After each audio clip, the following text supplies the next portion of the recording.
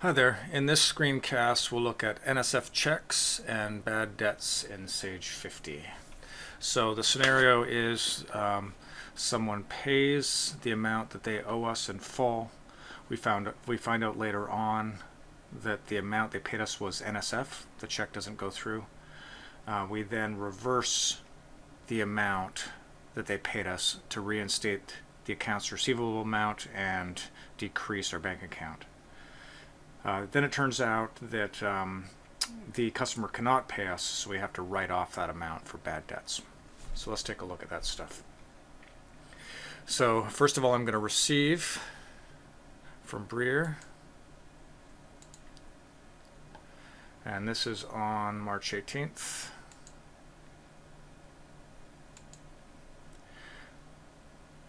And they're paying the full amount, $811.34. And I'll go ahead and post. So we look at our bank statement a little later, and we notice that that check comes back NSF. So we change this paid by cash. We don't want to have to record a check number. And we use Breer again. This time we want to include fully paid invoices in this list here so we can see what the amount is that we need to reverse. So there's the amount there. So we want to say negative $811.34. Again, that reinstates the amount owed in accounts receivable as well as decreases our bank account. And for the comment, we'll say check returned NSF. And go ahead and post. Now we also want to charge Breer an amount as a penalty, as well as an amount that the bank charged us for the NSF check. So let's quickly create an invoice to charge them those two amounts. So I'll invoice Breer. Pay later is fine, and this is on March 22nd. Item description is bank fee. Amount that they charged us was $25, and we owe that to the bank, so that decreases our bank account. And this is our admin fee next. So this is what we're charging them for the inconvenience of them giving us a check they had no funds to cover. And we'll use interest earned. No point in creating another account for that other than that. No tax for either of those. And we'll go ahead and post.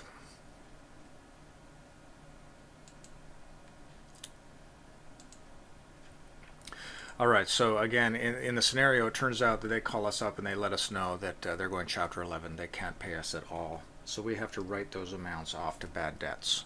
So the bad debt account should already exist in the 5 zeros. There it is there, 5030.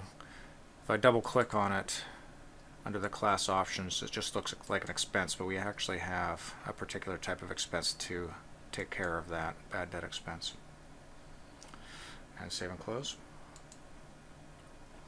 So what we want to do is invoice Breer for a negative amount, very similar to what we do with for a return or a credit memo. So I go back to receivables. I invoice Breer. This is on March 24th. And the amount that we use is the original invoice amount before tax, because we also have to decrease the taxes we owe. And we're in Ontario, so we use HST. This company is, that is. And notice it equals $811.34.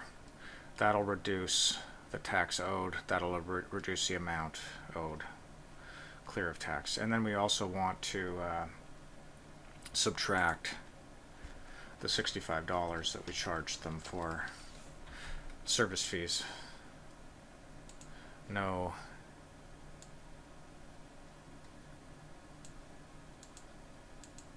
tax on that one, and both of these should be bad debts.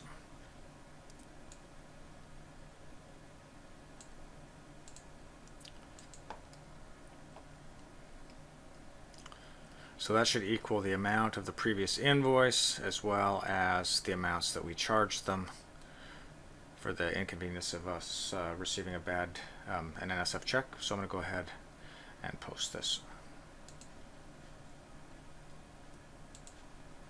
Now we want to clear the amounts they owe. So if we go back to Breer and choose receipts, receive payments, if I just click in the column next to all of these amounts, they should zero out because that's negative. There we go. Now they no longer owe us anything. I'll make this on March 24th as well. You can just make that cash if you like, so we aren't prompted for a check number, and go ahead and post. Then we would make Breer inactive.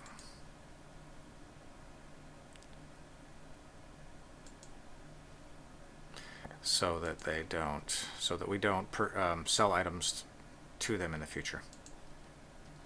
So again, that's NSF checks and bad debts. Thanks for watching.